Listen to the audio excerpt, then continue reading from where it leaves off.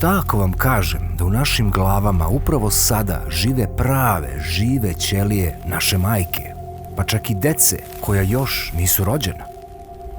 I da u prirodi postoji stvorenje bez mozga i bez ijednog živca koje rešava komplikovane lavirinte brže od kompjutera?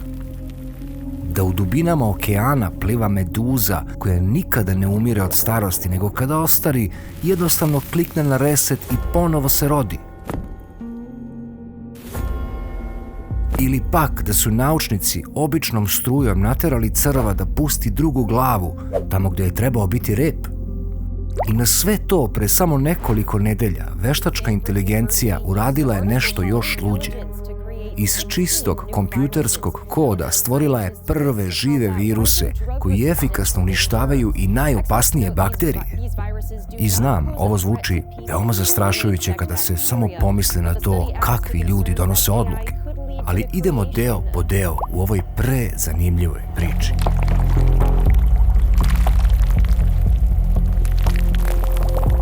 Mi danas mislimo da je pametni telefon vrhunac tehnologije. Ponosimo se čipovima, svemirskim raketama i algoritmima. Ali ako samo na sekundu pogledamo kako je napravljeno naše sopstveno telo, shvatit ćemo da je najnaprednija tehnologija već tu, unutar nas. Zamislite svoje telo kao ogroman, savršeno organizovani grad. Radi preko 30 biliona mikroskopskih radnika. To su naše ćelije. One imaju svoje elektrane koje prave struju, svoje autoputeve kojima prevoze hranu i svoje fabrike koje bez greške čitaju uputstvo za upotrebu ili vam naš DNK. To nije nasumični mućak hemikalija, to je čitav operativni sistem. To je savršeni softver koji se sam popravlja, sam gradi i drži nas u životu. Od najsitnije bakterije pa sve do čoveka, biologija funkcioniše po kodovima i pravilima. I tu nastaje glavno pitanje, šta se dešava kada taj savršeni biološki kod spojimo sa veštačkom inteligencijom? Da li ulazimo u novu eru medicine ili otvaramo Pandorinu kutiju zloupotrebe ovako opasnih otkrića? Neke stvari zaista deluju neverovatne, ali su istinite.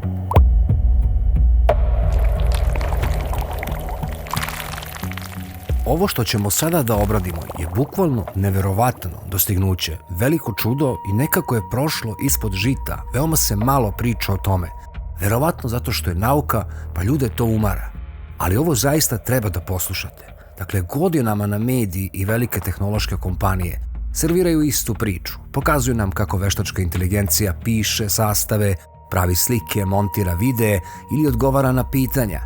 Svi smo gledali u ekran, međutim, u Stanfordu, u laboratoriji, dogodilo se nešto prilično iznenađujuće. Istraživači su u kompjuter ubacili milijarde slova biološkog koda.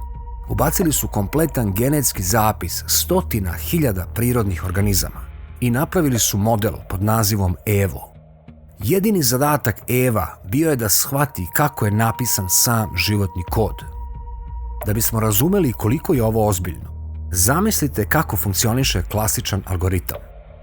Istraživači su od njega zahtevali, dakle nemoj da kopiraš ništa što već postoji u prirodi. Izmisli potpuno nov biološki entitet koji nikada nije kročio na planetu Zemlju. Ali pazi, on mora da funkcioniše. I šta se dogodilo? Algoritam je u sekundi izbacio digitalni fajl. U njemu je bilo nešto oko 302 potpuno nova sintetička nacrta za viruse. Nacrti koji ne postoje nigde u prirodi, niti u jednom fosilu, niti u jednoj pećini. Na osnovu toga uzeli su taj digitalni fajl iz računara i poslali ga na uređaj koji se zove DNK štampač.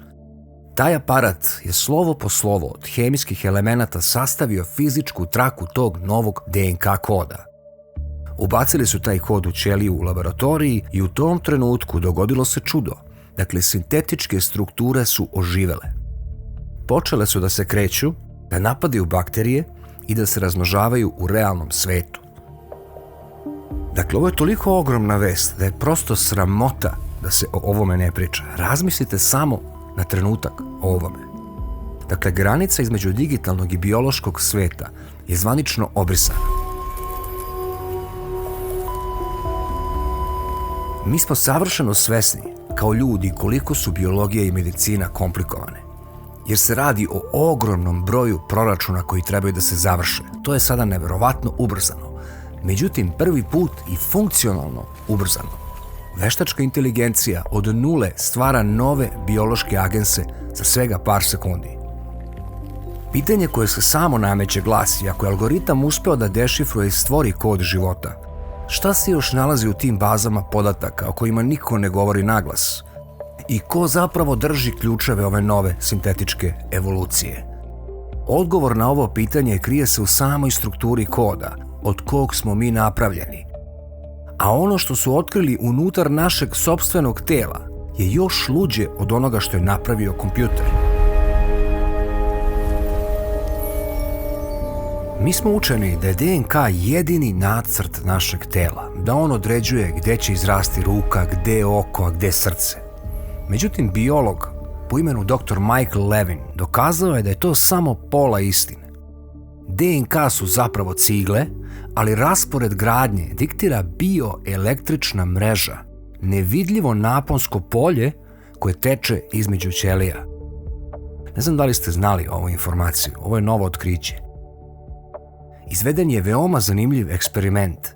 Uzeli su običnog crva i bez ikakvog diranja njegove DNK, promenivši samo električni napon na zadnjem delu njegovog tela, dao je rezultat da je crv na mestu repa pustio drugu, potpuno funkcionalnu glavu sa mozgom i očima. Ali pravi šok nastaje tek ovde. Kada su tog dvoglavog crva isekli na komade, svaki novi crv koji se regenerisao nastavio je da izrasta sa 2 glave. Dakle, električni napon je trajno izmenio biološko pamćenje tkiva, a da je genetski ostao 100% nepromenjen. Postoji još mnogo šokantnih otkrića. Ako mislite da je za pamćenje i rešavanje problema, primjera radi, neophodan mozak, onda teoretski imamo ozbiljan problem sa organizmom koji se zove Physarum polycephalum. To je žuta sluzava buđ. Jedna jedina džinovska ćelija koja nema ništa, koja nema mozak, nema živce, niti jedan jedini neuron. Međutim, kada su u Japanu postavili ovu buđ u lavirint sa hranom na izlazima, verovali ili ne, ona je pronašla najkraći matematički put do te hrane i to u sekundi. Zatim, kada su hranu postavili na mesta koje odgovaraju geografskim pozicijama gradova oko Tokija, ta sluzava masa je za par sati izgradila mrežu svojih kanala koja je bila identična mrežama železnice u Tokiju. Sistem koji je decenijama projektovan i građen. Ova buđ je izgradila za relativno kratko vreme. Ovaj organizam pamti vremenske intervale, donosi odluke i procenjuje rizik. Pitanje je gde se nalazi ta memorija ako ne postoji nervni sistem. Ovo je misterija neobjašnjiva koja menja potpuno sve iz korena. I ovdje dolazimo do najveće dogme moderne genetike. Tek 2% našeg genoma služi za proizvodnju proteina i izgradnju fizičkog tela. To ste verovatno i čuli. Preostalih 98% koda decenijama je zvanično nazivano otpadom DNK. Međutim, sada, kako napredni kompjuterski algoritmi prolaze kroz taj otpad, oni ne pronalaze nasumični hemijski haos. Šta više, pronalaze fraktalne strukture, ponavljanja i matematičku arhitekturu koja podsjeća na kompresovane baze podataka i složene operativne sisteme.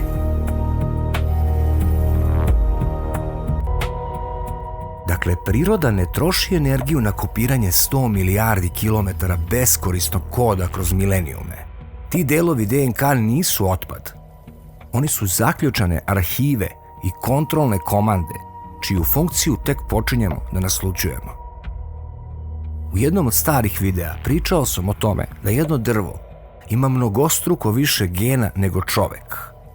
Iako deluje da čovek mnogo napredniji, inteligentniji, kreće se i razmišlja i stvara, Jedno drvo naspram njega izgleda kao nešto što treba odseći i zapaliti.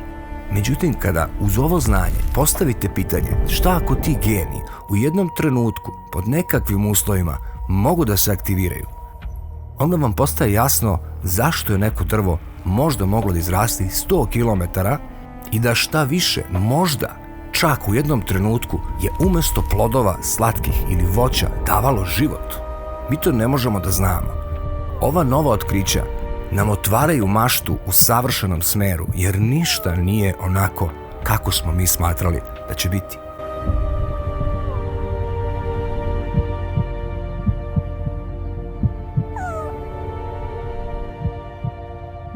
Zaista je fascinantno i zvuči kao izmišljena priča, ali zaista postoji, otkriveno je. Kada posmatramo tu sluzavu buđ koja rešava lavirinte ili tog crva koji menja oblik pod uticajem napona, moramo da se zapitamo jedno duboko, skoro neprijatno pitanje: gde se zapravo nalazi inteligencija? Deep within the human brain. Zvanično, mi smo učeni da je mozak centralni procesor, zar ne?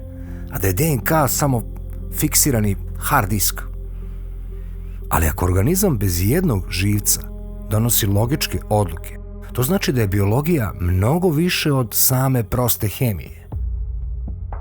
Dakle, život možda i ne čeka da se razvije mozak da bi bio pametan. Inteligencija je zapravo utkana u samu strukturu nas, možda naša tela, naše ćelije ili naše gene.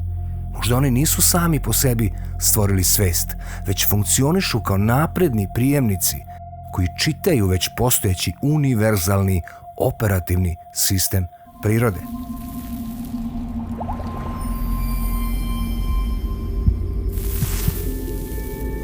Svi mi do reda mislimo da je naše telo ekskluzivno samo naše telo. Naučne analize tkiva iz 2012. godine doživjele su potpuno iznenađenje. Genetičari su u mozgu preminulih žena otkrili prisustvo živih ćelija sa Y hromozomom. Šta to znači? Dakle, muških ćelija, Y hromozom. Odakle muške ćelije u ženskom mozgu? Fenomen se zove mikrohitimerizam. Šta se tu događa? Tokom trudnoće ćelije fetusa prolaze kroz posteljicu i ulaze u majčin krvotok. Te bebeće ćelije putuju kroz majčino telo, prolaze krvno-moždanu barijeru čuvenu i trajno se naseljavaju u njenom mozgu, srcu i u ostalim organima. I tu ostaju decenijama. Ako majka godinama kasnije doživi oštećenje organa ili bolest, te tuđe ćelije se naglo probude, verovali ili ne, kao da otputuju na mesto rane i počnu da regenerišu tkivo. Dakle, mi u svom mozgu i organima nosimo žive ćelije naše majke, naše dece, pa čak i starije braće i sestara, koje je naša majka nosila pre nas. Mi nismo izolovani pojedinci, mi smo biološki hibridi, umreženi tuđim genetskim kodovima koji se spajaju unutar nas samih i čekaju taj signal da se aktiviraju.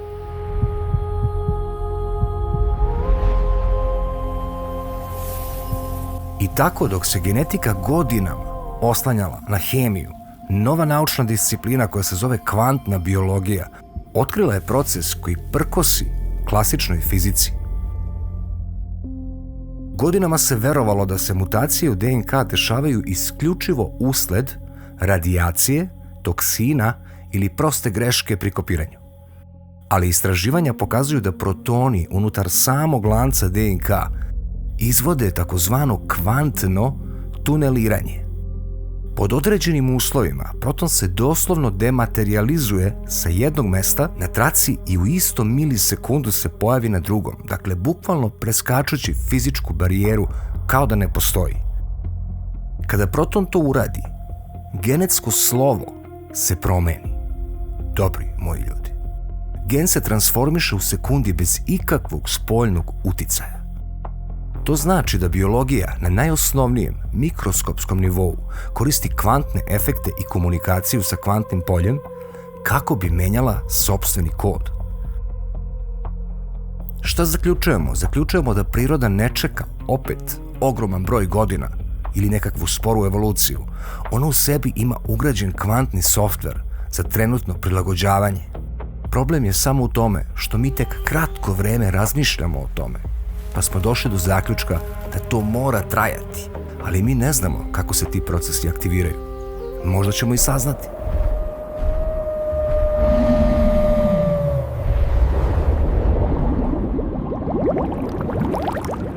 Da se ne lažemo, ovo otkriće AI virusa na Stanfordu je zaista sveti gral moderne medicine. U prevodu više ne postoji bakterija koja može da nadjača antibiotike. Naravno, ako i samo ako instituti iza ovog istraživanja ne preuveličavaju otkriće zarad finansiranja, što se veoma često događa. Vezano za ovo, postoji nešto što sam otkrio, a to je da dvoje naučnika iz tog tima nisu hteli da daju izjavu. Dakle, imamo samo Levina koji tvrdi i javno govori o tome. Ako je pak istina, ovakve bakteriofage, napravljene po meri, sposobno je da sa hirurškom preciznošću eliminišu patogene, koji bi inače mogli da nas vrate u srednji vek, je zaista neobjašnjivo velika vest.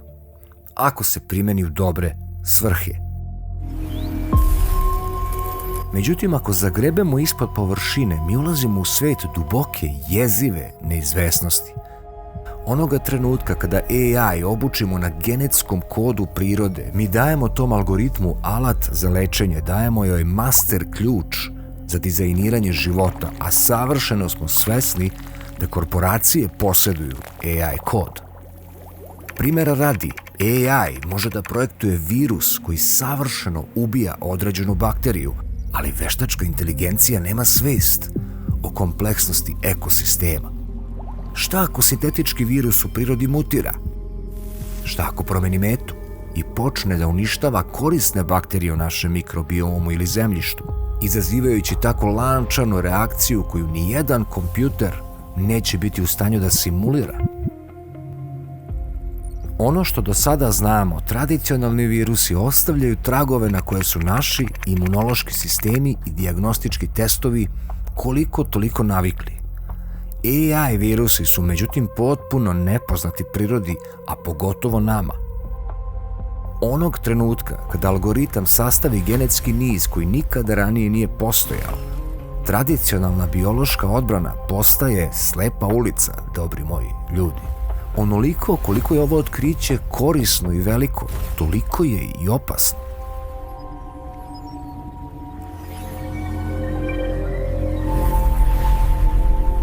A sada dolazimo do po meni najluđeg dela ovog videa i priči o besmrtnoj meduzi.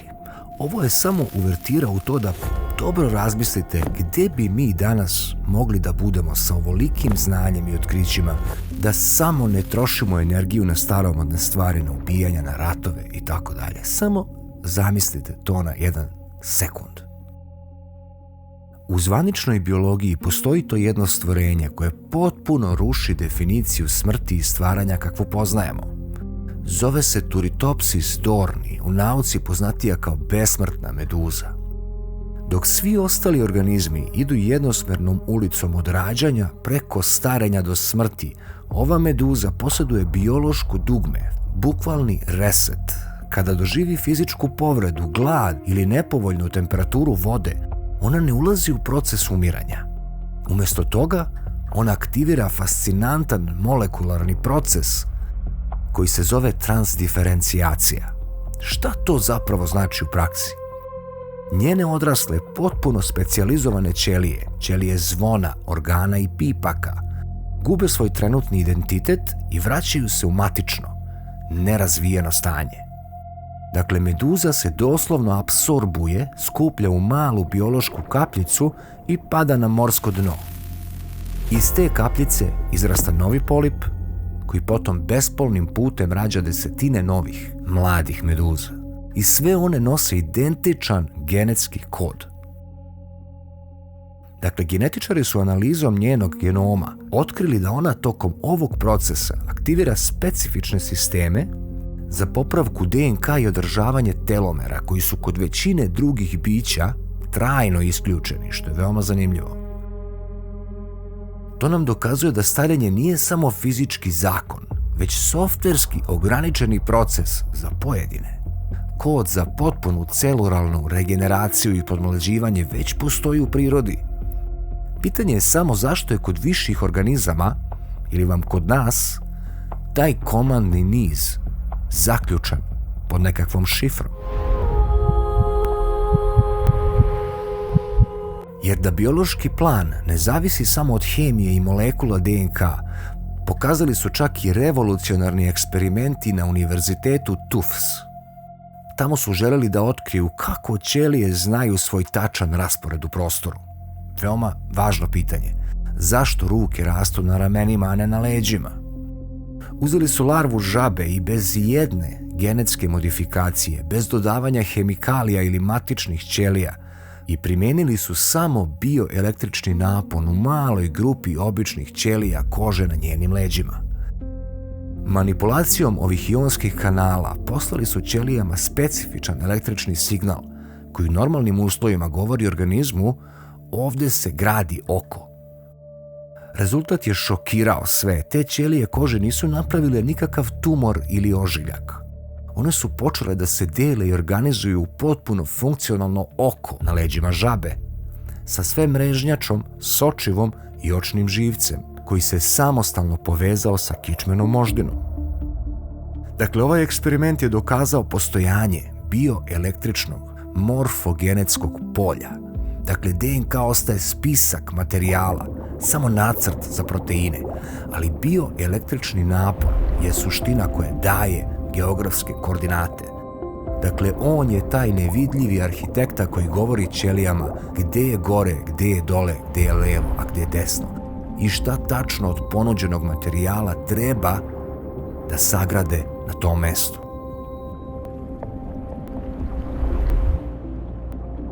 A kada odemo na nivo tek finih čula, kvantna biologija nam otkriva kako priroda koristi efekte iz same srži kvantne fizike za svakodnevno preživljavanje. Ovo je isto fascinantna stvar. Ptice selice, poput crvendaća, svake godine prelaze 1000 kilometara bez navigacione opreme, bez obzira na maglu, mrak ili oblačno vreme. Godinama se smatralo da se ove ptice orijentišu pomoću položaja zvezda ili mikroskopskih čestica gvožđa u kljunu. Na sreću, istina je daleko fascinantnija i nalazi se u njihovom oku. Dakle, u samoj mrežnjači ptica nalazi se svetlosno osetljiv protein koji se zove kriptohrom 4. Kada precizno plava svetlost iz spektra udari u ovaj protein, on izbacuje elektrone sa njegovog mesta i stvara par kvantno prepletenih elektrona. U prevodu oblik kodirane svetlosti, ako će vam tako biti lakše da zamislite. Ovi elektroni ostaju povezani na tom kvantnom nivou i izuzetno su osetljivi na spoljašnje magnetne uticaje. Zahvaljujući ovom kvantnom efektu, ptice ne osjećaju magnetno polje Zemlje kao što mi osjećamo dodir. One ga bukvalno vide. Dakle, magnetne linije sile planete prikazuju im se kao svetlije i tamnije šare preklopljene preko njihovog normalnog vidnog polja. Dakle, ptice gledaju nevidljivu geometriju Zemlje usmerenu kvantnom fizikom unutar svog sopstvenog oka. Tek kada se uroni u stvarne eksperimente koji su kroz godine urađeni, tek tada čovek shvata da se najveća misterija ne krije u prikrivenom, već u onome što je potpuno javno i vidljivo. Nažalost, našem mozgu još uvek sve to deluje potpuno nerazumljivo. Ako bi samo delić ovih otkrića shvatili kako zaista funkcioniše i šta ih pokreće, mi bi danas igrali ulogu polubogova na ovom svetu. Ono što je takođe fascinantno je to kako se iskustvo naših predaka fizički upisuje u naše telo. Ovo je izučavano na Univerzitetu Emory do 2013. godine. Miševi su izloženi mirisu trešnjenog cveta i u tom istom trenutku im je zadat električni šok. Miševi su ubrzo razvili paničan strah od tog specifičnog mirisa. Ali ono što je začuđujuće za genetiku je sledeće. Nove generacije, dakle njihovi potomci, Deca i unuci koji nikada u životu nisu osjetili elektrošok, niti vidjeli taj miris, pri prvom kontaktu sa mirisom trešnjenog cveta pali su u stanje teške panike i stresa.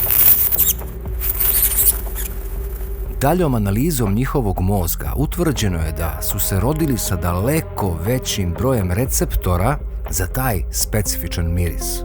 Dakle, izvorna DNK sekvenca miševa nije promenjena ni za jedno slovo, ali iznad samog gena stvorena je hemijska epigenetska marka, nekakav mikromolekularni prekidač koji je generacijama iza sebe slao poruku: ovaj miris znači opasnost. Razmislimo šta ovo znači za nas, za ljude, strahovi, traume, ali i urođene veštine koje osjećamo u sebi, a ne umemo da ih objasnimo. Te osobine možda uopšte nisu ni naše. Mi nosimo epigenetske prekidače koje su naši preci aktivirali pre ko zna koliko godina. Još jedna začuđujuća stvar je da naše telo je komunikacioni sistem koji se bazira na svetlosti. Verovali ili ne, ako se pitate kako sve te milijarde ćelija usklađuju svoje delovanje u milisekundi, klasična biologija nudi previše proziran odgovor: hemijska difuzija i nervni impulsi. Ali jedan nemački biofizičar, Fritz Albert Popp, otkrio je nešto mnogo fascinantnije. Otkrio je da su naše ćelije neprestano emitovale ultra slabe, biokoherentne fotone, nevidljive snopove svetlosti za naše oko. DNK unutar svake ćelije je funkcionisao kao biološki rezonator i skladištio je svetlost. Zaključeno je da ćelije ne komuniciraju samo hemijskim putem, one doslovno šalju svetlosne signale jedna drugoj na subatomskom nivou. Zdravo tkivo emituje stabilan, koherentan svetlosni signal, poput laserskog snopa. Onog trenutka kada tkivo oboli ili uđe u haos, svetlosni signal postaje neredovan i gubi koherenciju. Dakle, mi nismo samo skup hemijskih elemenata utopljenih u vodi. Mi smo zaista svetlosna bića, mreža. Naše ćelije razmenjuju informacije brzinom svetlosti, usklađujući složene procese regeneracije i života kroz jezik fotona svetlosti. A mi danas, 2026. godine, ovo tek prvi put otkrivamo. Ono što je veoma zanimljivo, neko će steći utisak da ovo važi samo za životinje i ljude. Međutim, to nije tačno. Istraživači se decenijama bave micelijumom gljiva. Istražuju podzemnu mrežu koja povezuje korenje drveća u takozvanu široku šumsku mrežu. Ali studija iz 2022. godine otkrila je nešto što je zaprepastilo sve. Postavili su mikroelektrode direktno u podzemne niti gljiva i merili su njihove bioelektrične impulse. Otkrili su da gljive šalju ritmične električne signale koji uopšte nisu nasumični. Ti signali se grupišu u složene šablone koji po svojoj strukturi, dužini i frekvenciji frapantno podsjećaju na ljudski jezik. Uspeli smo da identifikujemo matematičke obrasce za čak 50 različitih reči ili komandi. I ono što je zaključeno je, primjera radi, kada je jedno drvo pod napadom štetočina ili mu fali vode, ta micelijumska mreža električnim putem šalje rečenice upozorenja okolnom drveću koje u sekundi počinje da luči odbrambene hemikalije. Čitava planeta, dakle, stoji na gigantskom, živom, bioelektričnom računaru na mreži micelijuma, koji razgovara pod našim nogama dok mi hodamo šumom, a mi na sve to gledamo kao na mrtvu prirodu, što pokazuje koliko je naš um zastareo.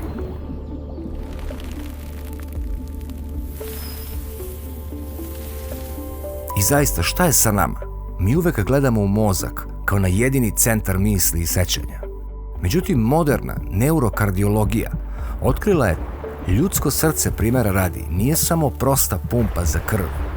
Ono u sebi sadrži kompleksnu mrežu od preko 40.000 specijalizovanih neurona. takozvanih malih mozgova u srcu. I šta se događa? Srce luči sopstvene neurotransmitere i šalje više signala mozgu nego što mozak inače šalje srcu. Ova činjenica objašnjava jedan od najmisterioznijih fenomena u medicini ili vam ćelijsku memoriju kod transplantacije organa. To ste većinom svi čuli. Zaista je bila fascinantna vest. Zabeleženi su brojni dokumentovani slučajevi gdje pacijenti koji dobiju tuđe srce bukvalno nakon operacije naglo razvijaju potpuno nove ukuse za hranu, iznenadne umetničke talente, specifične strahove, pa čak i jasna sećanja i snove koje je imao njihov donor, čovek koga nikada u životu nisu upoznali. Dakle, svest i memorija nisu samo zaključani u lobanji. Svaki naš organ, svako tkivo i svaka ćelija drži jedan svoj deo zapisa o tome ko smo, zaista mi.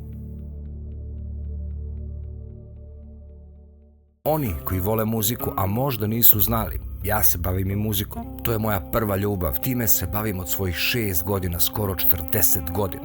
Snimio sam 12 i više, sada 15 pesama i možete ih pogledati na linku u pinovanom komentaru i u opisu. A također možete ih naći na Spotify-u, iTunesu i drugim velikim platformama. Poslušajte muziku, podržite me na tom muzičkom kanalu, da malo i na muziku utičemo sa inteligentne strane, jer nam je muzika na potpunom dnu. I šta drugo reći, nadam se da ste uživali, želim vam prijatan završetak dana. Volim vas fes, pozdrav, dobri ljudi.